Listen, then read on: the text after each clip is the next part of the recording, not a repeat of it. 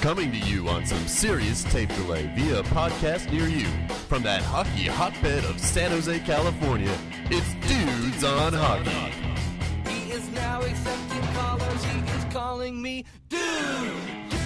And now, your hosts, Mike and Doug. Hey there, and welcome to Dudes on Hockey Podcast. I'm Mike, that's Doug. Dude, we have so much to talk about tonight. I know. We have like 6 games to cover. We have the trade deadline. Vegas. Where do we start? Well, we're recording another video, dude. We can start there. That's right. So as you Welcome can see, back. the light is bright. Alphonse Cuarón is here off of his Academy Award win. So That's congratulations, sir. Yes, congrats. And we're pleased to have you here filming us again with your weightless technology. Floating through space.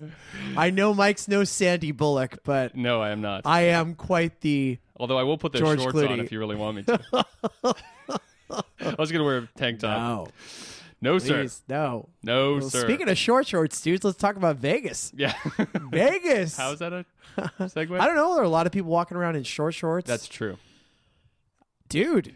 We did well. We did well. Our picks were pretty strong. Yeah. You did especially well.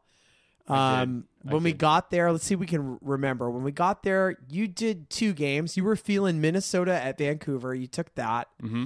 And then we both took Oh, man. God, I can't even remember what it was. Oh, it was Kings? You took the Kings? No, we took the Ducks. Oh, yeah. That's right. We took the Ducks. Mm-hmm. And we won that. So we won both of those. Or won you both those. went 2-0 and I went 1-0. And the next morning we took the Devils. I went pretty big on that game. Yep. I Won did that too. game. They won huge. And then things went. And I took Washington You to took win Washington, in Buffalo, which- in Boston. I know, which I encouraged you to do that, and then I never put any money on it. Yeah. I chickened out. I should have done it. understand. Dude. That was a great pick. That was a great pick. And I Huge. won. You did win. And then it went south with the 2 noon games. I took Nashville. We Yeah. both took Nashville. That didn't turn out. They lost. And then I took the Dallas Tampa Bay under, which was a really poor decision. That was over basically in the first period.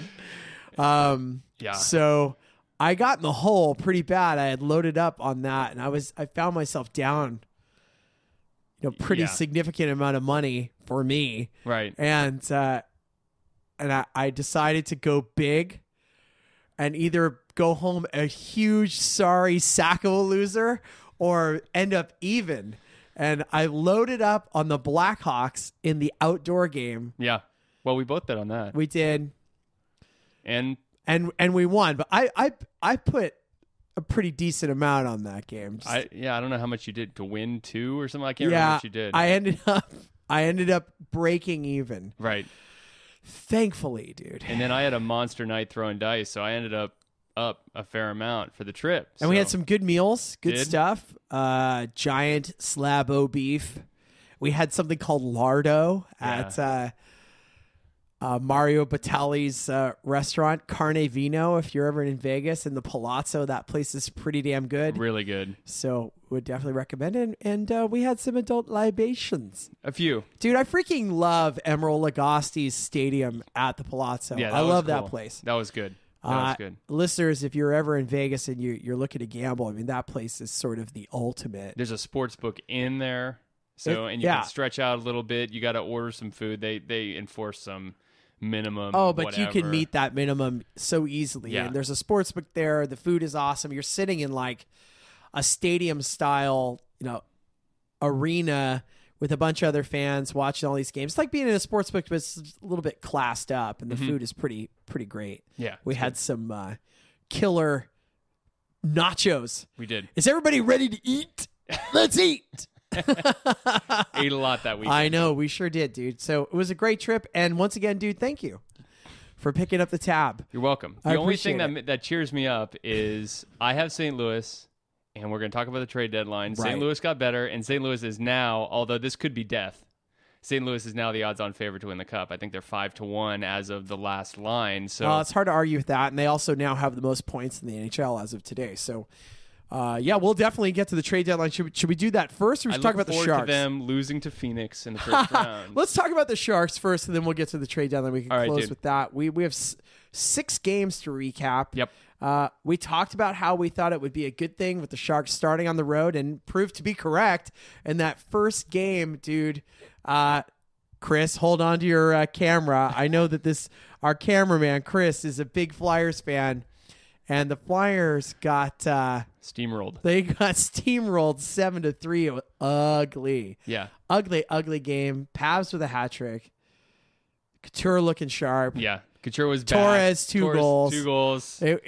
You couldn't have asked for a better way to come out of the chute, right? It was everything that Sharks fans wanted to see. They had the 2 big players coming back, and Couture and Torres. Both those guys played very well, much better than you could expect being out of the lineup for a long time.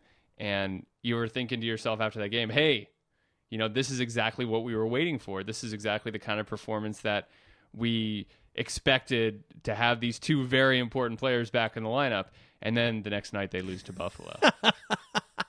Again, I might say. Yes. Again, they yeah, lose. the Sabres have our number, dude. I don't know what that... Thank God they're not making the playoffs in the West. I would be scared. That's weird. Admittedly, I didn't watch a single moment of that game, so I don't really know what happened. I just know from what I read, the Sharks just kind of... Let down. Had a major letdown. It was the next night. And Niemi didn't play well. So, right. You look at something like that and you go, well, okay. You hope it doesn't carry over to the rest of the road trip. And it didn't. I mean, they went into New Jersey and beat a New Jersey team that was, playing with a lot of emotion, not sure if Marty Brodeur is going to be leaving in the next couple of days. And they won. They won pretty handily in that game, 4-2. So a nice win. Stalock playing well again, earning 3 of the first 4 starts out of the Olympic break. And after that game, there were more rumblings than ever that there might be a pretty significant goalie controversy on our hands at that point. Now, having seen the Sharks play the 2 toughest teams on their post-Olympic break schedule and Niemi drawing both those contests, there doesn't seem to be any question that Niemi is still the guy in McClellan's mind, right? No, but I think it's clear that Stalock can step up. And there's one thing that I did a little bit of research. I don't have the exact numbers in front of me, but one thing that was an interesting situation is there's a weird wrinkle to the NHL CBA in terms of free agency. I don't know if you remember Kevin Kerr's writing out about this. I know what you're going to say. There's something called Group 6 free agency, okay? There's a lot of different kinds of free agency, and there's something called Group 6 free agency, which is if a player is 26 or older and he's played under a certain number of NHL games, then even though he might, according to his contract and other situations, he might technically be a restricted free agent. Under this Group 6 situation, he could be an unrestricted free agent. And of course, the reason why we're talking about this is because Alex Stalock's been under contract for the Sharks for a while. He's 26 years old, and he hasn't played a whole heck of a lot of games. And so the thing is that if he didn't play... I think it was 14 games after the beginning of February, then he was going to be an unrestricted free agent, which is not good for the Sharks, because I think it's pretty clear this guy is sort of the future of the goaltending position for the Sharks. So I wonder if he's going to continue to get more starts, because he still needs, I think, roughly 50% of the starts here on out in order for the Sharks to avoid this unrestricted Group 6 free agency. Yeah, I can't remember if it was 14 starts from that day or 14 starts on the season. I can't remember, but I think it was from that day. They needed to play him a little bit more. Yeah. And so, was the motivation for playing him more this Group 6 situation? Probably partially, but you also couldn't argue with the results. I mean, if he was going out there stinking it up, it would have been hard to that would be brutal. Have him kept being run out there because they don't want to lose him. Yeah, it's a weird situation, though, because, I mean, you really...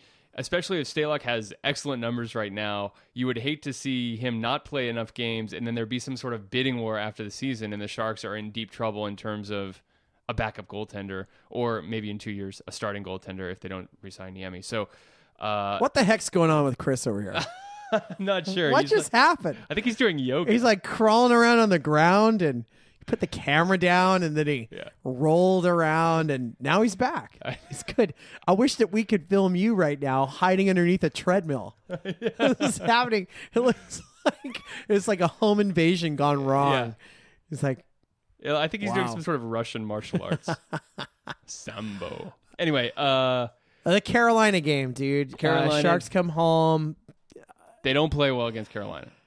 They just don't play well. Yeah, that was disappointing. They pick it up late in the game, managed to get a point out of it because they were basically losing for a decent part of it.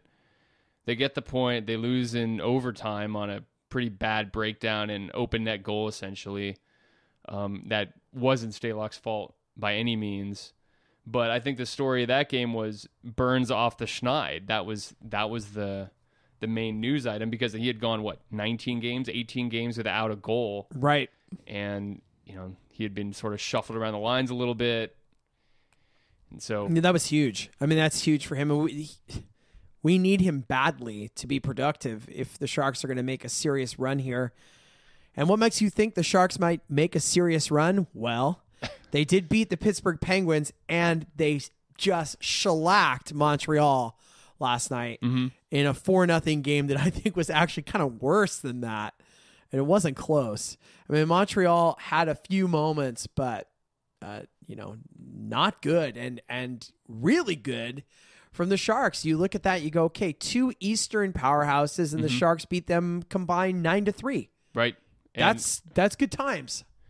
And Pittsburgh especially, because that's the number 1 team in the East right now. So you want to see them play well. Although, Pittsburgh had their backup goaltender, and I don't know how, there's been stuff about Fleury, how maybe he's not as good as he once was, so I'm not sure how much of a step down it was to see there was Zach off. There was a weak goal or two in both those games from Budaj and from Zakhoff, but I don't think you take that away from the Sharks. That the Sharks earned both those wins, and I think would have won both those games if Fleury or Price had been playing. I mean, the Sharks were the better team both those nights, and I think it gives them confidence to move forward here. As we look at the standings, I mean, lo and behold, the Sharks are only 4 points behind the Ducks now. That's shocking. Or the Ducks have kind of stalled, and the Kings have won 7 in a row, and the Sharks still have an 8-point cushion on them. So the Sharks need to continue to take care of business as we look going forward here. A home game against Toronto on Tuesday, going to Columbus, going to the Islanders. The next 3 games, they should win those games. They need to continue to get 2 points, 2 points, 2 points out of these games. So then they've got a tough one against the Rangers, in the Garden. Take care of business. This week, get 6 points. You got to get 6 points, and I can smell the Ducks. I can smell them. Dude. Yeah, that's going to be smell that's going to be a big game. And that is huge because that could be a game for the division lead. That night, March 20th. I mean that could be it. In terms of the Ducks kind of flattening out, the Sharks making a push. If they could continue to carry the momentum for these last couple games, and it's a big difference between. I mean, we're talking about having the advantage at being the 2, right? Mm-hmm. Hosting the Kings to being the 1 and hosting the Stars. Yeah, that is a huge, huge difference. Because, the Kings series is going to be a long series. You're going to get banged up. It's going to be rough. The guys know that. I mean, they know that. They want to take it over from the Ducks if possible. It didn't look possible at the break, but all of a sudden, Sharks are hot, Ducks are a little cool. Could happen. Yeah, it definitely could happen. So hopefully they'll keep pushing through here, dude. Yep. All right. Okay, dude, we're going to talk about the trade deadline. Yes, this is my favorite. I love this. I love this and free agent day. They're my favorite. Yeah, it's great. Look how excited I am. Dude, you see my San Jose Earthquakes jersey? I do like that, dude. You see my donut wheel shirt? I do. Almost as cool as the Earthquakes jersey. Oh, my goodness. Well, let's start by going back to the Ryan Miller-Steve Ott trade, because that takes us all the way back to February 28th. That happened while we were boarding the plane for to Vegas. That kind of goes down, and of course, the plane was a buzz. And what I mean by that, Mike and I were a buzz. Yeah, you and I were a buzz. Nobody else even had any clue who either of those guys were. Right in front of the Sharks' face, because the Sharks are in Buffalo. What do you think about this trade? Well, I mean, Buffalo had to get rid of some guys. I mean, they had to get rid of those guys. There was no chance they're going to get re-signed. They had to try and get some value. They did. They got 2 decent players in Halak and Stewart, and they got a conditional first-round pick. They got two first-round picks. So all in all, I'd say Buffalo did fairly well in getting value for those guys. Because if they didn't, they probably would have ended up getting nothing. So at least they did, and then they turned around and flipped Halak, which we'll talk about in a second. But I mean, Chris Stewart is a player who probably should be better than he is, who's been kind of disappointing throughout his career. But he's not a bum. So no, he's a useful player on a team that needs scoring. I mean, I think they knew that they were going to be parting with Molson later and losing Steve Ott. So I do think they intended to trade him, and then just nothing ever happened. We saw a few players like that end up staying with their teams, but I mean, this is, I kind of think this is robbery. I mean, it's still, even though they gave up a goalie they didn't want, they gave up a forward they didn't want, and they gave up 2 first-round picks. They're basically going to be, in the high 20s. Yeah, high 20s. So for a goalie, they're going to resign. Right. And Steve Ott, he might stay too. Yeah. So if you end up keeping both those guys, this is a freaking steal. Yeah. By the Blues. And really good for a team that is on the come right now. They're looking to get better for the playoffs. These are 2 kinds of players that you want to get before the playoffs. You want to get a guy who can agitate and score and kill penalties. And Ryan Miller certainly has a great pedigree, although it's debatable how dominant of a goaltender he is now, but he's certainly no slouch, and you feel very confident going into the playoffs with him as your number 1. Yeah, you put him on a good team, and he's going to be a good player. The Blues are significantly better. Yes, because there's no doubt about that. So I think as Sharks fans, all you hope is that the Blackhawks and the Blues just beat the tar out of each other in that, finals. Division finals, that they're so beat up when if the Sharks are the ones left, that they're so beat up they don't have much left. You kind of hope that might be the situation, but the Sharks have played very well against the Blues this year, and do Steve Ott and Ryan Miller change that? I don't know how much that changes how dominant the Sharks and the Pacific in general has been over the Blues. So right. We'll see. What else, dude? There's some other big trades, dude. Dustin Penner. Huge trade. Well, this is what made this whole thing funny, was that the Ducks just start clearing space, right? Yeah. Because they're going to make a move to get Vanek or Ryan Kessler. Yes.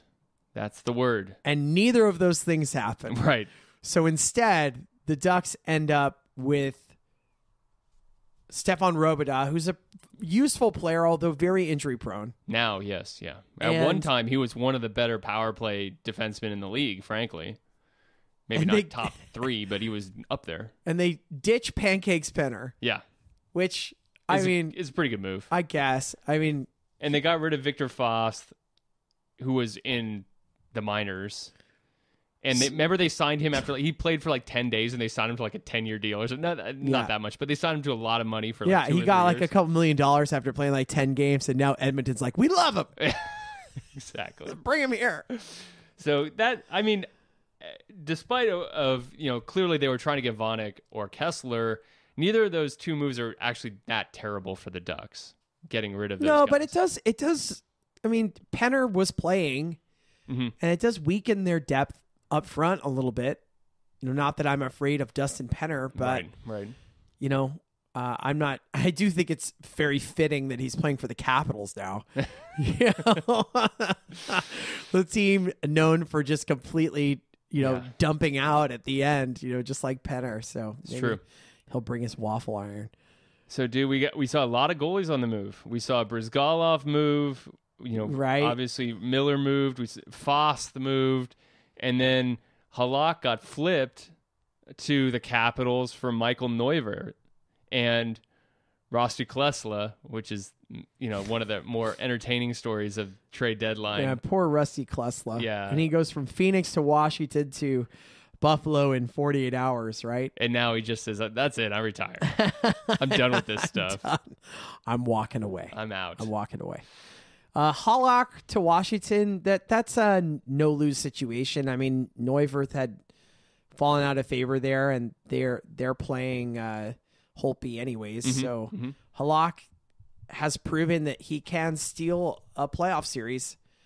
So we'll see. I mean, I don't know who will play more, but I'm looking at this list here that you have in front of you. There's so many bizarre moves here. I know. Things that you didn't see coming. Luongo back to Florida. Yeah, that's the total dismantling of the Vancouver Canucks. Yes. Love it. It never gets old. And apparently BXO was on the block, and basically everybody was available at that point. Everybody but the Sedins. BXO was available, Kessler was available. Luongo's obviously gone. What a mess. I mean, yeah. And it's, I don't know. I want to call Mike Gillis and say, I told you so. Yeah. You're going to Heil Tortorella. What do you think is going to happen? Right. You have this completely offensively coddled team with these guys like the Sedins who have the best, offensive zone star percentage, the highest in the entire league. And then you bring in a defensive-minded coach, and you think he's just going to start telling the Sedins and Kessler, these guys, oh, yeah, you're not going to get that much opportunity to score anymore. I just want you to play in the corner and kick the puck behind your own net for 60 minutes. Well, I mean, the fact that he went into a situation that was already challenging with Luongo and then just completely alienated him right after the Olympic break by playing Eddie Lack, who's just a world beater, playing Eddie Lack in the Heritage Classic. Oh my God. That's a joke. That is face. such a slap in the face. This is the guy Luongo who they have. You see the images of them taking down his Godzilla-sized image off of their arena. Yeah. He was emblazoned on their arena, and they had to take it down. Plays for Team Canada, and he can't play for the Canucks. And he's not good enough to play for the Canucks.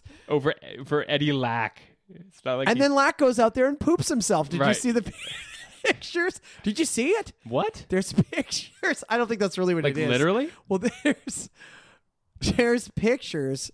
Look them up. Look it up right now. Dude, I want to know. Whoa. Stop the clock.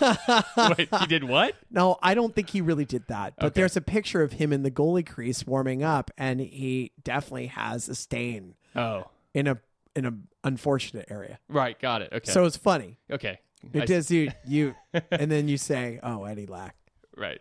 Eddie Lack lacks continent. Continents. All right. So, dude, there's plenty of other big trades. I mean, is this the biggest trade deadline day?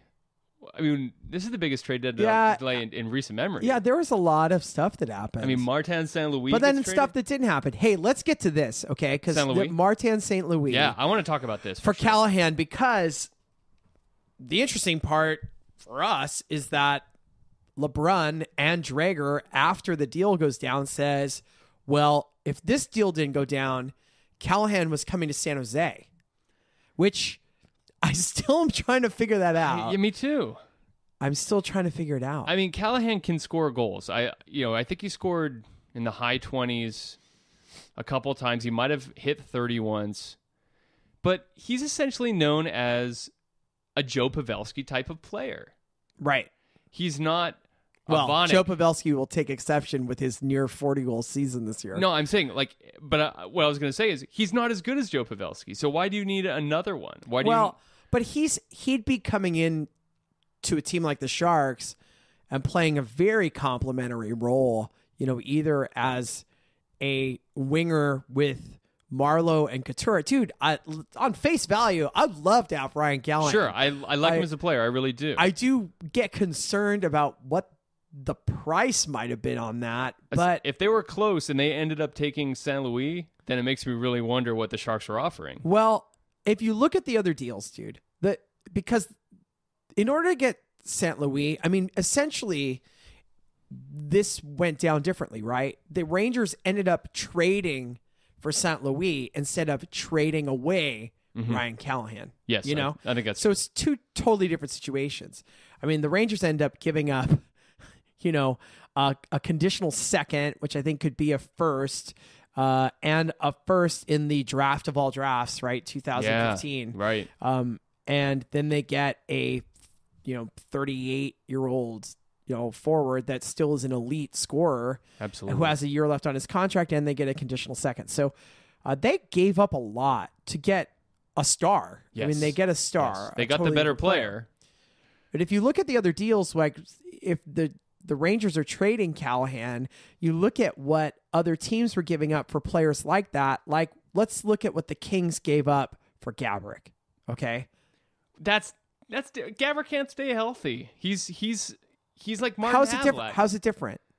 Because San Luis stays healthy and he scores all the time. Okay, well, find one of these other players that the other team got a good deal for them, dude. What did Buffalo get for Matt Molson? They got 2 seconds and Torrey freaking Mitchell. Yeah, I know. So what do the Sharks have? They have 2 seconds. Right. And we have Tyler Kennedy. So was the deal Tyler Kennedy and 2 seconds? There's no way cap-wise that works. So maybe, I mean, the whole day I was saying if the Sharks are going to get Vonnick, which we heard that they were in on that, which I don't believe now, that they were, because if they were, they couldn't have beaten what Montreal was offering. Montreal gave them jelly bellies. Yeah, I mean, like it was a joke. Sebastian right? Colburn in a conditional second. They gave them nothing, basically. Yeah, that's Barstow totally screwed that up. I was so surprised that they didn't have to give up more. I mean, whoever it was would have to take. They'd have to take Havlat. You have to take Havlat salary wise, or they'd have to retain part of the salary, and then the Sharks probably would have to give up a little bit more. So I said, well, if the Sharks don't get Vonnick, I mean, you're going to be mad if it's Nieto and second going the other way. Yes, right, right, yes. Right. I mean, so who knows what the deal was? We have no idea what it was. But the San Luis part of it just makes me just shake my head. There's got to be more to this story, because at least some of the story is that San Luis got really mad because Steve Yzerman didn't put him on the Olympic team. Well, is there something else? I think that's part of it, and I had also heard that Brian Lawton had said, former GM of the Tampa Bay Lightning, had said that at a point in his tenure, St. Louis had come to him and asked to be traded to New York. So this is not a new thing. Okay. He lives in Connecticut. He wants to play up there. And I think the Olympic thing was the last straw. Really? Dude, I'm not justifying it. I mean, it's ridiculous, right? I mean, he got a gold medal. He got to go. I mean, he went anyway. And he comes back from the Olympics and he's like, "Wah, you didn't pick me on the first team, so I want to be traded." I mean, dude, I'm picking a podcast douche. Olympic team, I'm picking it. Yeah. And we're going to Sochi to podcast, dude. And you don't pick me. And I don't take you. Yeah, okay. I take someone else. Right. You'd be pissed, dude. You'd be pissed. I could understand how he was pissed. He's like, he's their boy. Like, even though they've got Stamkos, like, Yzerman should have taken him on the first. Like, he should have said, "I'm the GM of this team, and we're taking my boy, or I freaking quit." So is that an argument against an NHL GM being the GM for Team Canada, because you run into these kinds of conflicts of interest and you have repercussions after the fact? Is that what this is? I think possibly, but I mean, I guess it's up to the person, because I mean, if Doug Wilson was the GM for Team Canada and he didn't take Couture, like with that, and then Couture's like, "I want to be traded. This is crap." Well, that could have happened. I guess. Yeah. Makes me glad that. Or let's say, okay, well, great hypothetical. I mean, let's say that Doug Wilson was the GM for Team Canada and he picked the exact same team and he didn't take Couture and he didn't take Jumbo. Mm-hmm. So Jumbo is renegotiating a contract and then he goes, "No, I'm not staying." Right, because you don't believe in me. I'm not staying, and I'm not going to waive my no trade, so you can't move me at the deadline. Right. So I'm going to walk away, and you guys are going to get nothing. Right. It puts them in a really weird spot. So I don't know. I think if Doug Wilson was the GM for Team Canada, Jumbo would have been on the team, Mark would have been on the team, Couture would have been on the team. It would have been the Sharks basically going over there. It's hard. It puts them in a weird position, and the whole business with the Brad Stewart would have been on the team. I think it's going to be different next time if they do play, because there's no way they're going to get open media access like they did this time, where they wrote all about how Team USA thinks Bobby Ryan is a worthless player, basically. That's not good. Yeah, like you can't. That totally backfired. You can't fix that. Yeah, you can't fix that. Oops. They humiliated him to the entire. They did. Entire league. They did. So, I don't know. I'll tell you what. I wouldn't want Doug Wilson to be the GM of Team Canada. Yeah. I wouldn't want it for him. I don't think if he's still. But then the flip side of it is, well, then who's the GM? Cliff Fletcher? There's a lot of guys. Or John Ferguson? Dale Talon. Yeah. Well, he's working. I know. He's at least working. Yeah, you're right. Mike Milbury.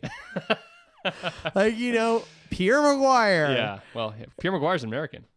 Well, I'm sure he'd do a great job. Yeah, awesome. At least he knows where everyone went to college. All right. I do love that Torrey Mitchell asked to be traded too. That's my favorite. I want to be traded. He asked to be traded? That was the word. Oh, sweet.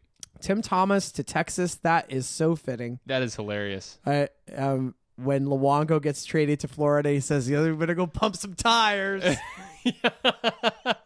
and he's gone like hours later. And then Luongo tweets, "No," which is even more hilarious.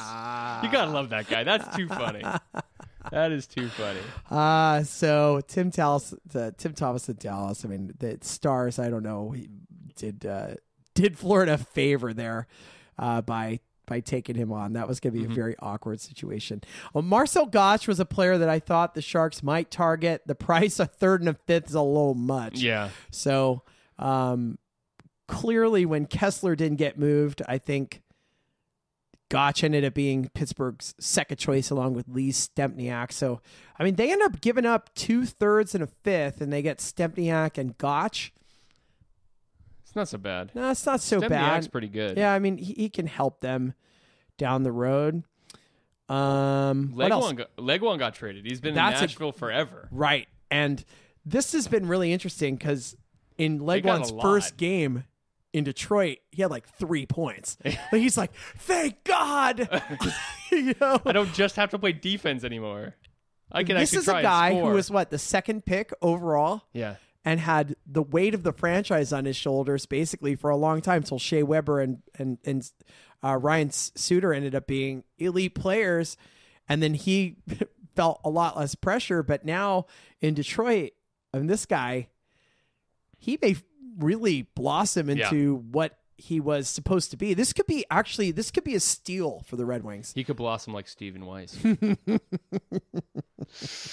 That's not fair. No, it's not. That's mean. Are we sure? What are we missing, dude? Dude, I think that's pretty much it. I mean, that's a lot of trades. Really I cool. want to talk about Gabbert to the Kings. Okay.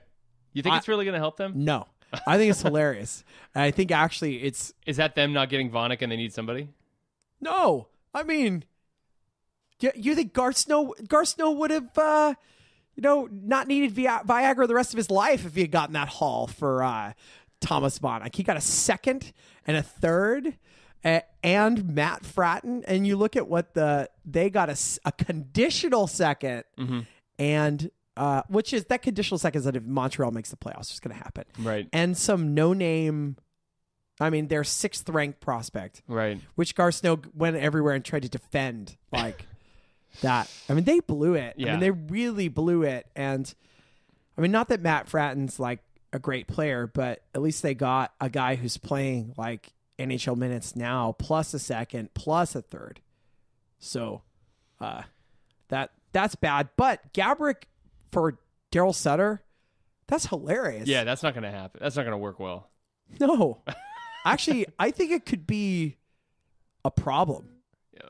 I mean, think so? it could maybe. Yeah. And it's not like they didn't give up anything that's going to affect, but it could just be weird. And it could just detract from, and everyone's like, oh, well, the Kings can't score goals, so this is going to help them score goals. And clearly, like, they're playing very well right now. They won 7 in a row. Mm-hmm. But if I was back in Vegas, I think odds are 5-1 that Gabrick gets hurt again this year. Oh, yeah. Don't you think? Sure. I mean, I just don't think he's going to make it through the rest of the year playing that style. No, he's not going to make it. No. Or he's just not going to play that style, and then he's going to end up on the bench. He's just going to refuse. This smells like a benching, like a mid-game benching. Yeah, and this could pouting. be like healthy scratch territory, right? Depending on how things turn out. Speaking of healthy scratching, yeah, Martin Havlat out of the lineup again. Yeah, at which the way James Shepherd is playing, right? You can't blame him. Adam Burish also playing effectively. So Havlat now is the strategy just so blatantly obvious that they're just gonna, if they don't have to play him, they won't. That appears to be the situation. That appears to be the situation. Just, okay, keep him healthy so that we can buy him out when the season's over. Just keep him in one piece until we can get him a plane ticket, essentially. That appears to be the situation. And they obviously didn't trade him, so that situation. I mean, it was funny that there was this sort of article during the break about how Havlat is trying to recondition his image in San Jose and do the right things. Well, that seemed to last about 2.5 games or so. I mean, I feel a little bad for the guy, I got to be honest, but it is what it is. I mean, he kind of made his own bet on this deal. I mean, if he was playing better, there'd be no problem. That's true. He's not playing well. And you see it in very fleeting moments, but for the most part. Yeah, you see these moments of brilliance, but there's all these other things that I'm sure he's not doing that the coaching staff notices. And they say, why would we want a guy who doesn't play the kind of game that we want in exchange for 2 good things a game when we can get James Shepherd, who maybe isn't quite as creative or as skilled on the offensive side of the puck, but is certainly willing to do all that other stuff that Havlat doesn't seem willing to do. You know, I can understand that line of thinking. I get that. Dude, what team improved the most at the deadline? What team improved the most? The Blues did. Yeah. The Blues did, because they got a good player in Ott and a great goaltender in Ryan Miller. It's the Blues. They launched themselves into the pole position in terms of the Stanley Cup, essentially. And of course, you know, it's never going to count until you win 16 games in the playoffs, and anything can happen in that time, but they certainly put themselves in an excellent position to go the whole way. So certainly the Blues did the best, and it's pretty obvious the Islanders did the worst. I mean, they traded for Vanek, and they gave up a king's ransom to get him, and then they ended up getting a Popper's leftovers and when trading him away. I mean, it was Popper's leftovers. It was terrible. I mean, Garth Snow should be fine. I mean, think about it. I think about it this way.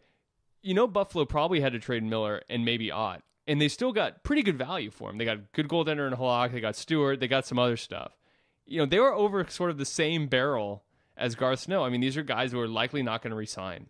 And it's not like Buffalo is some prize to play for at the moment any more than the Islanders are, except Buffalo has a pretty good fan base and it's a way better place to play. The thing that makes it way worse in the Islanders situation is that they gave Buffalo their first-round pick in either this year or next year's draft, which will be a top 10 because they suck top 5 for infinity. Yeah. And a second. It was terrible. Like, it just shows really you bad situation. It shows you that Desperate. contrast between a team that is, you know, in a bad spot in Buffalo, but at least isn't horribly managed, and a team that's in a bad spot on the island and is horribly managed. It's like they're just in a terrible spot. They're not going to be able to improve. Doesn't Mike Gillis have to be fired at this point too? I mean, and it's not even for the Luongo deal on face value. It's that in a year he traded Schneider and Luongo. Yeah, for Eddie Lack. Oh, thank God we got Eddie Lack. For that alone. Yeah, I agree with you. He should be fired. Like that is... And it's also his fault for hiring Tortorella. Like, he made so many poor decisions, and now they have grumpy Ryan Kessler hanging around. I mean, he's going to be gone right at the draft. They're going to have to trade him too. The Canucks. I mean, and then rebuilding under Tortorella. And then the Sedins are going to get super grumpy, and they're going to demand to be traded.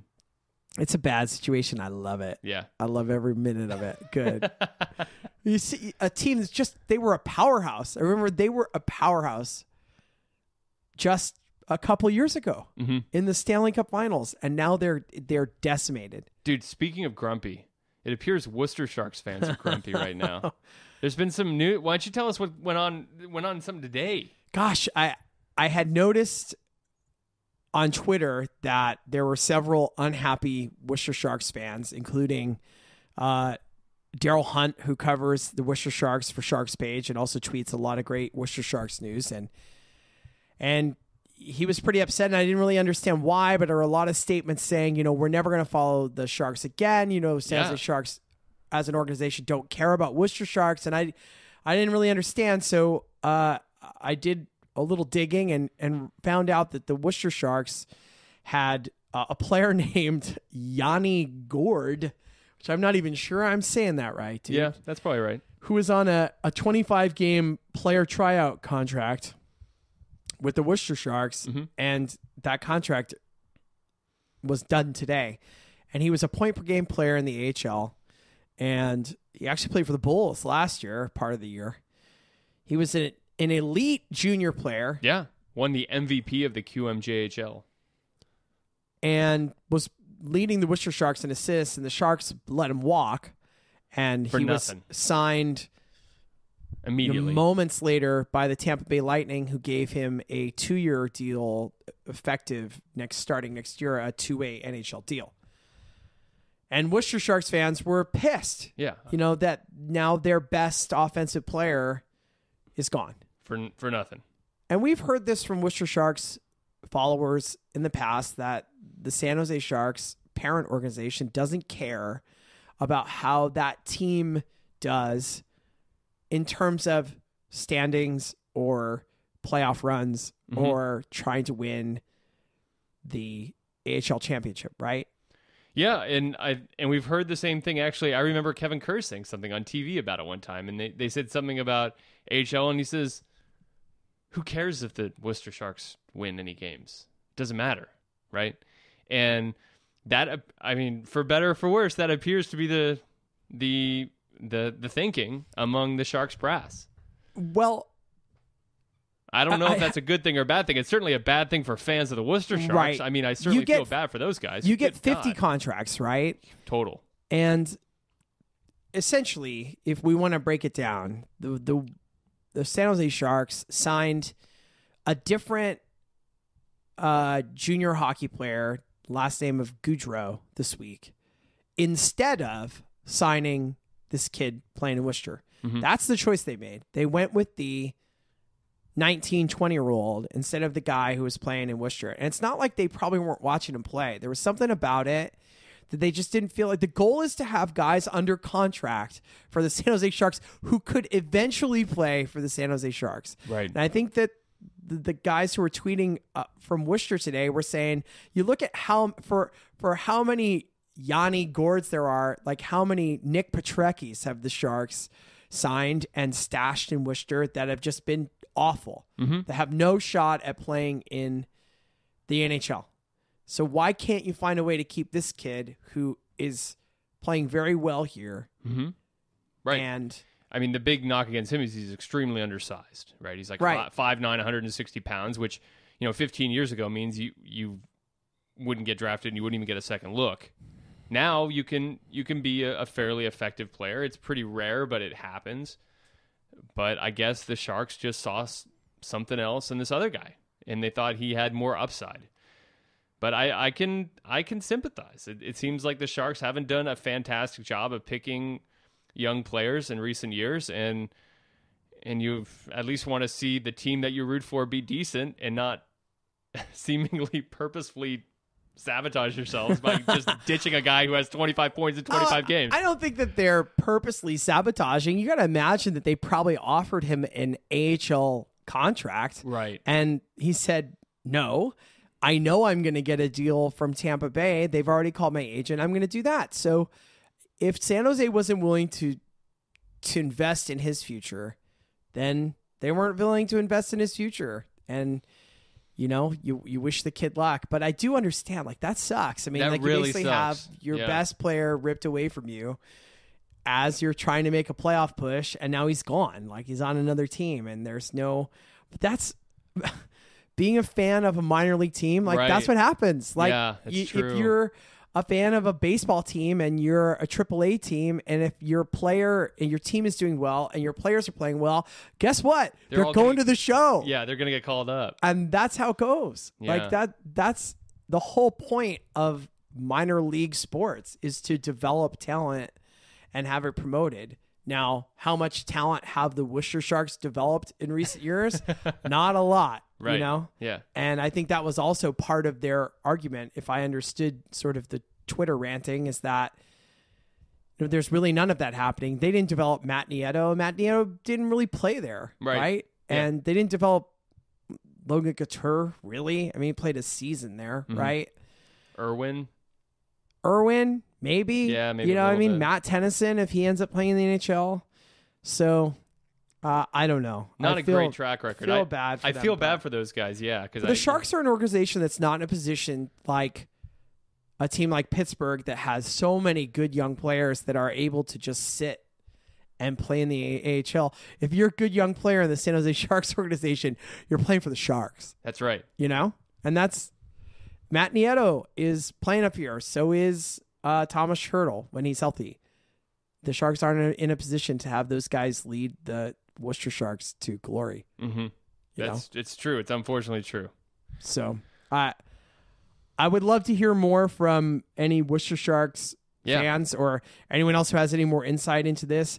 While I think we sympathize with your feelings on the situation, like, it's hard to like not understand the Sharks side of it as well, even though they've made it was like it never happened. Right. Like the Sharks Right. And I are think not that's acknowledging it. that's another sort of stinger for the fan base, which is, okay, not only did you like ditch this guy, like you didn't even really make yourself available or explain it, which could rightly be seen as sort of like a disrespectful move towards the fan base of the Worcester Sharks. It's just like, okay, we know you guys supposedly care about this team, but we just got rid of one of your better players, and we're not even going to tell you. I think the answer is clear. They don't care about They that don't team care. very much. They Yeah, don't. They don't. They don't, and I don't think that they've really hidden that much, you know? And we see a different relationship here in the Bay Area, and it, you know, the AHL franchises only go as far as Texas, right? So, like, if there was an AHL team closer to San Jose, maybe it would be different. I mean, the San Francisco Giants and the San Jose Giants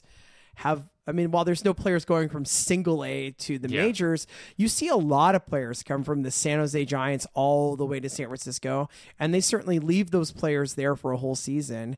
And the Warriors have their, you know, developmental team in Santa Cruz, and used to be in North Dakota, you know, so they moved that team out here. They have guys going over there on off days playing games for the developmental team.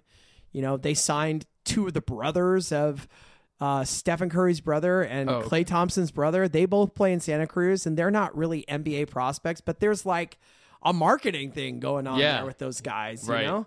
So they certainly care more about their minor league franchise, but it's not like they're going to send Stephen Curry down so that they can win a NBA D-League. Development League title. Yeah, that's true. Yeah, that's you true. know, but I'm over exaggerating. I mean, it sucks. It does. It does. I feel for those guys. All right, dude. I think we've gone on long enough. A lot of great things to talk about. How's the video? How'd we do? Did we ignore you? Thumbs up. Okay, good. Alphonse Cuarón, ladies and gentlemen. It's fantastic. Muy bien. Well done. Dude, this will be on YouTube very soon. If it's not on YouTube by the time you're actually listening to this, you can check out us in our animated glory sitting at this table. Wow. I'm saying Visually Sharks get 6 points this week. I feel it. I think we're on a roll. I think the next time we talk, we'll be staring the Ducks in the face, dude. Yeah, I'd love to see that. That's going to be I'm circling the calendar, man. Thursday, May 20th against Anaheim. We play them again right near the end of the season on April 9th. Both of those games could be could make the difference between winning the Pacific Conference. No, what's even the Division. name? It's a division. Division. Okay, winning that and not. It really could be that close. So. Yeah. Those are going to be very key games. That Sharks-Ducks rivalry is very, very much alive. Go Sharks. Go Sharks.